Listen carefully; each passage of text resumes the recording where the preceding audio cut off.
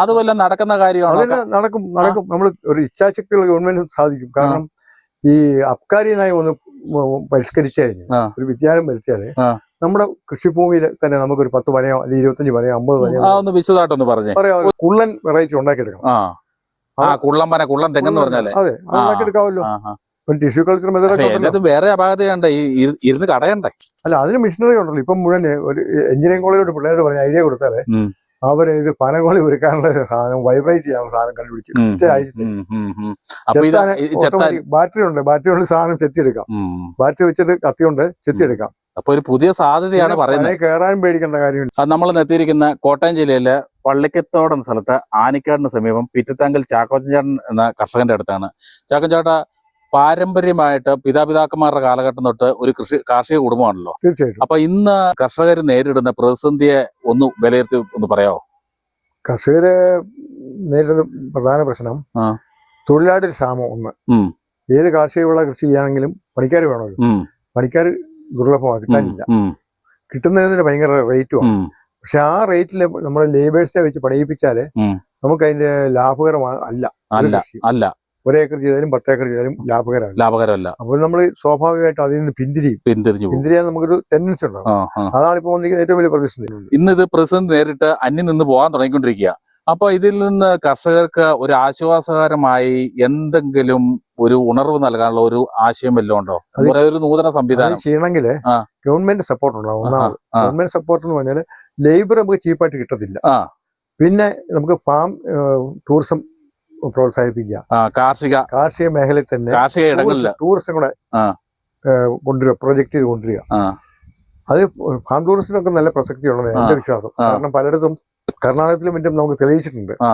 കർണാടകത്തില് വലിയ കാപ്പിത്തോട്ടങ്ങളും മറ്റും ചില വില കുറഞ്ഞ സമയത്ത് അവർ ടൂറിസത്തിലേക്ക് വിട്ടുകൊടുത്തു. അതിനകത്ത് കോട്ടേജസ് ഉണ്ടാക്കി 100 കണക്കിന് 200 കണക്കിന് 1000 കണക്കിന് കോട്ടേജസ് ഉണ്ടായ കേന്ദ്രം ഒരുപടി മുന്നേ പോയി. ഞാൻ നേരിട്ട് കണ്ടിട്ടുണ്ട്. വർഷങ്ങൾക്ക് മുമ്പാ. അവരിപ്പോ 6000 കോടി രൂപയുടെ 60000 കോടി രൂപയുടെയൊക്കെ ബിസിനസ് ചെയ്യുന്നുണ്ട്. നമ്മുടെ തന്നെ ബന്ധുക്കള്, നമ്മുടെ സ്വന്തക്കാർ, നമുക്ക് അറിയാവുന്ന ആൾക്കാർ, അറിയാവുന്ന ആൾക്കാർ. അതെ. അതുപോലെ തന്നെ ചേട്ടനോടെ ചെയ്യുന്നത് ഈ കവുങ്ങുതോട്ടം മുഴുവൻ കേടായി കഴിഞ്ഞു. അവിടെയുള്ള കൃഷിക്കാർ നോക്കി നിൽക്കുക എന്താ ചെയ്യണമെന്ന് അവർക്ക് അറിയത്തില്ല.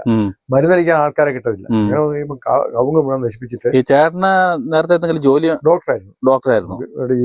നമ്മുടെ ഇരാറ്റുപേട്ട കൊണ്ടായിരുന്നാണ് പുള്ളി. അവസാനം ഏറ്റുമാനൂർ ഹോസ്പിറ്റലിൽ ഇരുന്നപ്പോഴാണ് പുള്ളിക്കാരൻ ഈ പരിപാടി നിർത്തിയിട്ട് അങ്ങോട്ട് കൃഷി സ്ഥലത്തേക്ക് പോയത്. നേരത്തെ ഗവൺമെന്റ് സർവീസിലായിരുന്നു, ആർമിയായിരുന്നു. അവിടെ റിട്ടയർ ആണ്, ഇതിന്റെ സാധ്യത മനസ്സിലാക്കി പോയത്. പുള്ളി വയനാട്ടിലേക്ക് ഇവിടേക്ക് കാസർഗോഡേക്ക് ട്രാൻസ്ഫർ ചോദിച്ചു, കിട്ടിയില്ല. അപ്പം കിട്ടാമെന്ന് പുള്ളിക്കൊരു ആവശ്യം കയറി. പുള്ളി റിസൈൻ ചെയ്തു. അങ്ങനെ അവിടെ പോയി തോട്ടം പിടിപ്പിച്ചു. തോട്ടം ഭംഗിയായിട്ട് പോകുന്നുള്ള കുഴപ്പമൊന്നുമില്ല. പക്ഷെ അതിന്റെ ഒരു ഭാഗം പുള്ളി ടൂറിസത്തിന് വേണ്ടി ഉപയോഗിക്കും. കാരണം ഞാൻ ചോദിച്ചു അവിടെ ടൂറിസത്തിന് സാധ്യത ഉണ്ടോ എന്ന് ചോദിച്ചു. പറയാം, അവിടെ സുബ്രഹ്മണ്യ ടെമ്പിൾ ഉണ്ട്. ഒരു വർഷം 3-4 വലിയ ഉത്സവങ്ങളുണ്ട്. അവിടുത്തെ ഹിന്ദു ബന്ധമുള്ള ആൾക്കാർ മുഴുവൻ അങ്ങോട്ട് പോകും. അപ്പൊ ആ പോകുന്ന റൂട്ടില്ല. അപ്പൊ അവർക്ക് ഒരു ഇടത്താവളം വേണം, ഒന്ന് റെസ്റ്റ് ചെയ്യാനും ഒന്ന് ഭക്ഷണം കഴിക്കാനൊക്കെ. അപ്പൊ ആ പ്ലാൻ ഇട്ടുകൊണ്ടാണ് ഇപ്പം. സ്ഥലം ഏതാണെന്നറിയോ? അത് സുള്ളിയായിക്കടുത്തുള്ള മർക്കഞ്ച എന്ന് പറയും. സുള്ളിയായിക്ക് ടൗണിൽ നിന്ന് 18 കിലോമീറ്റർ.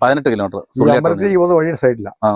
അപ്പൊ അതുകൊണ്ട് ഇപ്പൊ അത് ആരെങ്കിലും കാണുന്നവർക്കും ഒന്ന് വിശ്രമിക്കണമെങ്കിൽ അറിഞ്ഞിരിക്കാൻ വേണ്ടി ചോദിക്കുന്ന. സുള്ളിക്ക് അടുത്ത് 18 കിലോമീറ്റർ അടുത്ത് മർക്കഞ്ച. അപ്പൊ നന്നായിട്ട് കുഴപ്പമില്ല പോകുന്ന ലക്ഷണമാണ് കാണുന്നത്. ആൾക്കാർ വരുന്നവരെ അന്വേഷിക്കാൻ തുടങ്ങി കഴിഞ്ഞു. അപ്പൊ ചാക്കച്ചേട്ടൻ പറഞ്ഞു വരുന്നത്, നമ്മള് കൃഷിയിൽ തന്നെയുള്ള വരുമാനം നോക്കിയിരിക്കാതെ ഫാം ടൂറിസം പോലെ എന്തെങ്കിലുമൊക്കെ മറുസൈഡ് കണ്ടുപിടിക്കാനും എന്നൊരു ആശയമാണ് കൊണ്ടിരുന്നത്. പക്ഷെ ഇതിനിടയ്ക്ക് ഒരു പറഞ്ഞായിരുന്നു തൊഴിലാളി ക്ഷാമെന്ന്.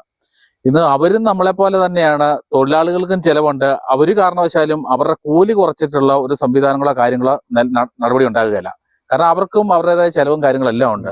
ഇവിടുന്ന് വരുമാനം കുറവായതുകൊണ്ടാണ് ഇവിടുത്തെ പിള്ളേർ മുഴുവൻ വിദേശത്തേക്ക് പോകുന്നത്. ഇവിടെ സെയിം വരുമാനം ഇവിടെ കിട്ടുകയാണെങ്കിൽ ഒരു പിള്ളേരും വിദേശത്ത് പോവുകയല്ല. അപ്പൊ നമ്മള് കൂടുതൽ സാധ്യതകൾ കൃഷിയിൽ കണ്ടെത്താനാണ് നോക്കുന്നത്. അതേപ്പറ്റി എന്നാ പറയാം? നമ്മള് കൃഷിയിൽ, എന്റെ ചോദ്യം ഇത്രയാണ്, കൃഷിയിൽ നമുക്ക് വേറൊരു വരുമാനം കൂടെ കണ്ടെത്താൻ പറ്റുമോ? അതായത് മൂന്നാർ ഇപ്പൊ സ്കൈലൈൻ ചെയ്യുന്ന മൂന്നാർ, വാഗമണ്ണ്, നമ്മുടെ ഈ അടുത്ത കോട്ടയം, കുമരകം, ഇതൊക്കെ ടൂറിസ്റ്റ് പ്ലേസ് ആണ്. ആലപ്പുഴ ജില്ല, ഇടുക്കി ജില്ലയൊക്കെ. അപ്പൊ അവിടെയൊക്കെ ഇന്ന് ഒരുപാട് സാധ്യതകൾ കൃഷി കൂടാതെ വരുന്നുണ്ട്. അതുപോലെ തന്നെ നമ്മളിപ്പോൾ കോട്ടയം ജില്ലയ്ക്ക് വളരെ പരിമിതമാണ്. അതിൽ എന്റെ ചോദ്യം എന്ന് വെച്ചാൽ കൃഷിയിൽ, അതായത് കോട്ടയം ജില്ല തന്നെ നോക്കിയോ, കോട്ടയം ജില്ലയോ അല്ലെങ്കിൽ ഇതുപോലെ ലോക്കൽ ഏരിയസിൽ കൃഷിയിൽ എന്ത് സാധ്യത കണ്ടെത്താൻ പറ്റും? അപ്പൊ കൃഷിഭൂമി നിലനിർത്തിക്കൊണ്ട് തന്നെ ലേബേഴ്സും ദോഷമില്ലാത്ത ജീവിക്കാൻ സാഹചര്യം ഉണ്ടാകണം. ഈ ഉടമസ്ഥനും ലാഭം കിട്ടണം. ആ ഒരു സംവിധാനം രണ്ടുകൊണ്ടല്ലേ പോവുള്ളൂ. അതിനകത്ത് അതിനുവേണ്ടിയിട്ടാണ് ഫാം ടൂറിസത്തിലേക്ക് നമ്മൾ ചിന്തിക്കുന്നത്. ഫാം അവിടെ നിലനിൽക്കട്ടെ, ആ ടൂറിസം കൂടെ ഡെവലപ്പ് ചെയ്ത് കൊണ്ടുവരണം. രണ്ടും പാരലായിട്ട് പോകണം. അതിന് കാർഷിക മേഖലയിൽ ബുദ്ധിമുട്ട് വരുന്ന മേഖല കണ്ടുപിടിച്ച് അവിടെ ഏതൊക്കെ ടൂറിസം കൊണ്ടുവരാമെന്ന് പഠിക്കുക, അതിനു വേണ്ടിയിട്ട് പണിയെടുക്കുക, സർക്കാരിന്റെ സപ്പോർട്ട് മേടിക്കുക. അതാണ് എൻ്റെ ഒരു ഐഡിയ, ഞാൻ ചിന്തിക്കുന്നത്. ഇപ്പൊ നമ്മുടെ ഈ ലോക്കൽസ് ഏരിയയിൽ എന്ന് പറഞ്ഞാലും അങ്ങനെ സാധ്യതകൾ നമ്മൾ കണ്ടെത്തുന്നു. പക്ഷെ ജനങ്ങൾ ഇതൊന്ന് വരണമെന്നുണ്ടെങ്കിൽ എന്തെങ്കിലും ഒരു അവിടെ ഒരു പ്ലസ് പോയിന്റ് വേണം. വാഗമണ്ണി വരുന്നത് കേട്ടാൽ അവിടെ ഹിൽ ഏരിയയാണ്, ക്ലൈമറ്റ് തണുപ്പാണ്. മൂന്നാറിനെ സംബന്ധിച്ചിടത്തോളം മഞ്ഞ് പെയ്യുന്ന സ്ഥലം കേരളത്തിൽ മൂന്നാറാണ്. അപ്പൊ അതുപോലെ തന്നെ കുമരകത്ത് വന്നു കഴിഞ്ഞപ്പോഴും വെള്ളത്തിന്റെ ആലപ്പുഴ ബോട്ടിങ് കാര്യങ്ങള്, ഇങ്ങനെ ഉൾപ്രദേശത്ത് നടക്കുന്ന ഈ സാധ്യതകളൊക്കെ വളരെ പരിമിതമാണ്. ഇവിടെ എന്ത് കൃഷി ചെയ്യാൻ അല്ലെങ്കിൽ എന്ത് ടൂറിസം കൊണ്ടുവരാൻ എന്തെങ്കിലും ഒരു പ്ലാൻ പറയാനുണ്ടോ? അല്ല, അതിലേക്ക് ഒരു അട്രാക്ഷൻ വരണമെങ്കിൽ അതിനുള്ള എന്തെങ്കിലും സംവിധാനം നമ്മൾ അവർക്ക് കൊടുക്കണം. നമ്മൾ സപ്ലൈ ചെയ്യണം. നമുക്ക് സപ്ലൈ ചെയ്യാവുന്ന കാർഷിക മേഖല ചെയ്യാവുന്നത് ഇപ്പൊ എന്റെ ഒരു ഐഡിയ തോന്നുന്നത് പന വെച്ച് പിടിപ്പിക്കുക. പന, ചൂണ്ടപ്പന, കള്ള് ചെത്തുക, കള്ള് എടുക്കുക. അതുപോലെ നടക്കുന്ന കാര്യമാണ്. നടക്കും. നമ്മൾ ഒരു ഇച്ഛാശക്തിയുള്ള ഗവൺമെന്റ് സാധിക്കും. കാരണം ഈ അബ്കാരി നയം ഒന്ന് പരിഷ്കരിച്ചു കഴിഞ്ഞു, ഒരു വ്യത്യാസം വരുത്തിയാല് നമ്മുടെ കൃഷിഭൂമിയിൽ തന്നെ നമുക്കൊരു 10 പനയോ അല്ലെങ്കിൽ 25 പനയോ 50 പനയോ വിശദമായിട്ടൊന്ന് പറയാം. ഞാൻ ഉദ്ദേശിക്കുന്നത് ഈ പന തന്നെയാണ്. പനയാണ് നമ്മുടെ നാട്ടിൽ ചെത്തിക്കൊണ്ടിരിക്കുന്നു. കള്ള് കുടിക്കുന്നു, കള്ള് ഉത്പാദിപ്പിക്കുന്നു, വിനാഗിരി ഉണ്ടാക്കുന്നു. നമ്മുടെ തോട്ടത്തിലും നമുക്ക് 50 പന വെച്ച് പിടിപ്പിക്കാനുള്ള സൗകര്യം 50 പന. ഒരേക്കറിന് വെച്ച് പറഞ്ഞു. ഒരേക്കറിന് 100 മുതൽ 120 വരെ എന്റെ കണക്കൂട്ടിലുണ്ട് വെക്കാവുന്നതാണ്. ഇതിനുള്ള ഒരു അഡ്വാൻറ്റേജ്, ഇതിന് വെയിലും മഴയൊന്നും വലിയ വിഷയമല്ല, ഏത് കാലാവസ്ഥയിലും ഉണ്ടാവും. ഉണ്ടായി കഴിഞ്ഞാൽ കള്ളുണ്ടെങ്കിൽ അതിൽ നിന്ന് ഒത്തിരി പ്രോഡക്റ്റ് നമുക്ക് ഉണ്ടാക്കാം. വിനാഗിരി ഉണ്ടാക്കാം, പ്യുവർ കള്ള് കുടിക്കാം, ശുദ്ധമായ കള്ള്. അതുകൊണ്ട് ആർക്കും പൂസാകുകയില്ല, ലിവർ പോവുകയില്ല. പിന്നെ ഫാം ടൂറിസത്തിന്റെ ഭാഗമായിട്ട് തന്നെ ഫാമിലി സഹിതം വന്ന് നല്ല ഫുഡോടെ കിട്ടുമെങ്കിൽ ഇവിടെ 2, 3, 4 കോട്ടയം ഉണ്ടെങ്കിൽ അവരൊന്ന് ഭക്ഷണം കഴിക്കും, 2 ഗ്ലാസ് കള്ളും കുടിക്കും, പിള്ളേർക്കും കാശ് മേടിച്ചു കൊടുക്കും, സന്തോഷമായിരിക്കും. അവർക്ക് പിന്നെ വരാൻ തോന്നും. ഇപ്പം ബിസിനസ്സുകാരും മറ്റും മദ്രാസിൽ നിന്നും ആന്ധ്രയിൽ നോക്കി ഇങ്ങോട്ട് വരും. നമ്മുടെ റബ്ബർ തോട്ടം കാണാം, റബ്ബർ വെട്ടുന്ന കാണാം, പാലെടുക്കുന്ന കാണാം, തീറ്റുണ്ടാക്കുന്ന കാണാം. ഇതിന്റെ കൂടെ തന്നെ ഇതൊക്കെ ഉപയോഗിക്കാം. അപ്പൊ ഈ 10, 50, 100, 200 അടി പൊക്കമുള്ള പനയുടെ മണ്ടക്കയറാൻ ആളുണ്ട്. അത് വേണ്ട, അതിന് അഡ്വാൻസ് ടെക്നോളജി ഉപയോഗിച്ചിട്ട് കുള്ളൻ വെറൈറ്റി ഉണ്ടാക്കിയെടുക്കണം. കുള്ളം തെങ്ങെന്ന് പറഞ്ഞാലേ അതെ, ഉണ്ടാക്കിയെടുക്കാമല്ലോ. ടിഷ്യൂ കൾച്ചർ മെത്തേഡ് വേറെ അപാകതയുണ്ട്, ഇരുന്ന് കടയണ്ടേ? അല്ല, അതിന് മെഷീനറി ഉണ്ടല്ലോ. ഇപ്പം മുഴുവൻ ഒരു എഞ്ചിനീയറിംഗ് കോളേജോട് പിള്ളേർ പറഞ്ഞ ഐഡിയ കൊടുത്താലേ അവര് ഇത് പനകോളി ഒരുക്കാനുള്ള സാധനം, വൈബ്രേറ്റ് ചെയ്യാനുള്ള സാധനം കണ്ടുപിടിച്ചു. ബാറ്ററി ഉണ്ട്, ബാറ്ററി കൊണ്ട് സാധനം ചെത്തിയെടുക്കാം. ബാറ്ററി വെച്ചിട്ട് കത്തിയുണ്ട് ചെത്തിയെടുക്കാം. അപ്പൊ ഒരു പുതിയ സാധ്യതയാണ് പറയുന്നത്. കയറാനും പേടിക്കേണ്ട കാര്യമില്ല. ഇപ്പൊ ഒരു GI പൈപ്പ് പിടിപ്പിച്ചു കഴിഞ്ഞാൽ പ്രശ്നമില്ലല്ലോ. 10 അടിയാണെങ്കിലും 20 അടി കയറണം. അതില് നോർത്ത് ഇന്ത്യക്കാരെ കൊണ്ട് ട്രെയിൻ ചെയ്യിച്ചു. കുള്ളത്തെങ്ങ എന്ന് പറഞ്ഞാൽ 20 അടി 30 അടി പൊങ്ങുന്നുണ്ട്, നമ്മൾ വരുന്നുണ്ട്. തീർച്ചയായും. അപ്പൊ അതൊരു ഇത് കഴിഞ്ഞാല് ഇതിന്റെ പനയോല ആനയ്ക്ക് പറ്റിയ തീറ്റ, അത് മുട്ടയൊന്നും നശിപ്പിക്കാതെ അത് മെഷീനിൽ കയറ്റി ഡ്രിൽ ചെയ്തെടുത്തു കഴിഞ്ഞാല് ഒന്നാന്തരം ആനത്തീറ്റയായിട്ട് മാറും. ആനയ്ക്ക് തീറ്റ കൊടുക്കാം. ആന വളർത്തുന്നുണ്ട്, പിന്നെ കന്നേല തീറ്റയായിട്ട് ഉപയോഗിക്കാം. പിന്നെ ഇതിന്റെ തടിയുണ്ടല്ലോ, നല്ല ഏറ്റവും ബെസ്റ്റ് അലകട്ടിയുള്ള സാധനം. അതിന് ചോട്ടൊരു 15 അടി ഉയരം വരെ മുറിച്ചെടുത്തിട്ട് അവനെ മെഷീനെ കയറ്റി കട്ട് ചെയ്ത് ട്രീറ്റ് ചെയ്ത് സ്റ്റീം ചെയ്ത് ട്രീറ്റ് ചെയ്ത് എടുത്തു കഴിഞ്ഞാണല്ലോ പാനലിംഗിൽ, വീടിന്റെ പാനലിംഗ് ഉപയോഗിക്കും. പഴയ കാലത്ത് തൊഴുത്തിന്റെ അടിയിട്ടിരുന്ന കന്നേലക്കൂട്ടിനിടുന്നത് അതായത് മാറി കഴിഞ്ഞപ്പം റബ്ബർ മാറ്റയിലോട്ട് വന്നു കഴിഞ്ഞപ്പോഴാണ് പശുക്കൾക്ക് ഈ തളർവാദവും തളർച്ചയും കൂടുതലൂടെ ഈ പനന്തടിയെ കടന്നുകൊണ്ടിരുന്നപ്പോ യാതൊരു കുഴപ്പമില്ലായിരുന്നു. കാർഷികോപകരണങ്ങളായ കോടാലിക്കയ്യ്, തൂമ്പാക്കയ്യ്, പിന്നെ നമ്മുടെ വള്ളം ഊന്നുന്ന തുഴയുണ്ടല്ലോ, ഇതെല്ലാം ഉണ്ടാക്കിയിരിക്കുന്ന പനന്തടി പൊട്ടിച്ച് അത് ചീന്തിയെടുത്ത് ഉരുമി ഉണ്ടാക്കുന്ന ഇന്ന് അത് ഇരുമ്പിലേക്ക് മാറി കഴിഞ്ഞാൽ എന്നാ കുഴപ്പമെന്നറിയോ? കൈ പിടിക്കാൻ പറ്റുന്നില്ല, ഗ്രിപ്പ് കിട്ടുന്നില്ല. അപ്പോൾ സാറ് പറഞ്ഞു വരുന്ന ഈ പനന്തടി സ്ട്രെയിൻ ചെയ്ത് വീടുകളിൽ പാനൽ ചെയ്യാം. അല്ല, ഇത് അങ്ങനെ ഒരു ഉപയോഗം ഉണ്ട്. ഞാൻ ഉദ്ദേശിച്ചോ, ഇതുകൊണ്ട് ഇഷ്ടംപോലെ പന പിടിപ്പിക്കുകയാണെങ്കിൽ ഒരു 1000 കണക്കിന് പന വരികയാണെങ്കിൽ മുറിച്ചെടുത്ത് 10 അടി വരെ പീസ് എടുത്തോ നല്ല കട്ടിയുള്ള ആരായിരിക്കും. അവരെ അങ്ങ് മെഷീനെ കയറ്റി ട്രീറ്റ് ചെയ്തെടുത്തു കഴിഞ്ഞാൽ പോളിഷ് ചെയ്ത് വെച്ചാൽ നമുക്ക് പാലിൽ ബോർഡ് ഉണ്ടാക്കി വെക്കാം. പെട്ടെന്നൊരു പ്രകൃതി ദുരന്തം വന്നു. അപ്പൊ നമ്മള് ഈ മണ്ണിടിച്ചിലുണ്ടായി, അങ്ങനെ ആൾക്കാരെ മാറ്റി പാർപ്പിക്കണ്ടേ. ഇപ്പൊ സ്കൂളിന്റെ മുറ്റത്താണ് താമസിപ്പിക്കുന്നത്. സ്കൂളുകൾ പിള്ളേരെ പറഞ്ഞു വിട്ടിച്ച് അവിടെയാ.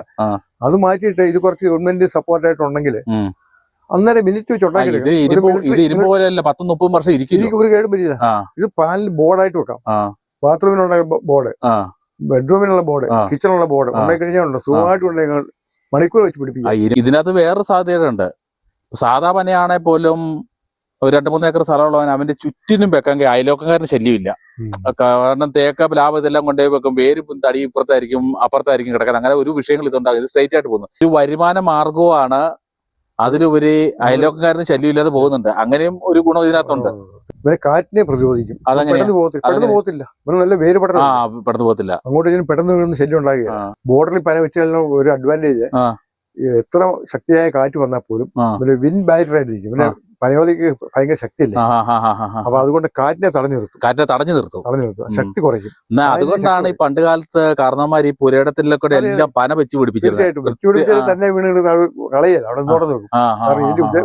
ഇന്നതെല്ലാം ഈ വെട്ടി നശിപ്പിച്ച് കളയല്ലേ ഇത്. ഇന്നെവിടെ പനയുള്ളത്. അപ്പൊ സാറ് പറഞ്ഞു വരുന്ന കൃഷിയില് പുതിയ സംവിധാനം കണ്ടുപിടിക്കുക എന്ന് പറഞ്ഞാൽ ഫാം ടൂറിസം കൊണ്ടുവരികയാണ് ഏറ്റവും നല്ലത്. ഫാം ടൂറിസം ഒരു പരിധിവരെ ഈ നമ്മുടെ എല്ലാ പ്രശ്നങ്ങൾക്കും പരിഹാരമാവും. അവിടെ പനയൊക്കെ വെച്ചുപിടിപ്പിക്കുന്നതല്ല, അത് വെട്ടിക്കളയതിന്റെ ഉദ്ദേശം കാരണവർക്ക് അറിയായിരുന്നു. ഒരു വിൻ ബാരിയറായിട്ട് നിൽക്കും, അത് നല്ലതാണ്. അതാണ് ഇപ്പൊ അതിലേക്ക് നമ്മൾ പോകണം. ഇപ്പൊ നമ്മൾ കണ്ടു കഴിഞ്ഞാൽ ഉടനെ എല്ലാം വെട്ടിക്കളയോ. ഇതൊരു അനാവശ്യ വസ്തുവായിട്ടോ ദോഷമാകുന്നില്ല വെട്ടിക്കളയുന്നത്. സാറ് പറഞ്ഞു വരുന്ന പഴമയിലേക്ക് തിരിച്ചു പോകണമെന്നാണോ? ഒരു പരിധി വരെ പോകണം. അതിന്റെ ഗുണങ്ങൾ മനസ്സിലാക്കിയിട്ട് വേണം. അതിന്റെ ഗുണം ഉണ്ടെങ്കിൽ അത് നമ്മൾ റീറ്റെയിൻ ചെയ്യണം, അതിലേക്ക് നമ്മൾ പോകണം. അതാണ് നമ്മുടെ ഉദ്ദേശം. വലിയ മുതൽ മുടക്ക് കൂടാതെ, വലിയ പരിപാലനം കൂടാതെ, ഇപ്പൊ ഈ റംബൂട്ടാനൊക്കെ ഉണ്ടാക്കിയിട്ടുണ്ടല്ലോ, അതിനെല്ലാം വെള്ളവും വളമായിട്ട് നടക്കണമല്ലോ. അല്ല ജാതി ഉണ്ടാകുന്നുണ്ട്, ഇതിനെല്ലാം വെള്ളവും വളമായിട്ട് നടക്കണം. വീഡിയോ ഇഷ്ടപ്പെട്ടാൽ ലൈക്ക് അടിക്കുകയും നിങ്ങളുടെ അഭിപ്രായങ്ങളും നിർദ്ദേശങ്ങളും കമന്റായി താഴെ രേഖപ്പെടുത്തുകയും ചെയ്യുമല്ലോ.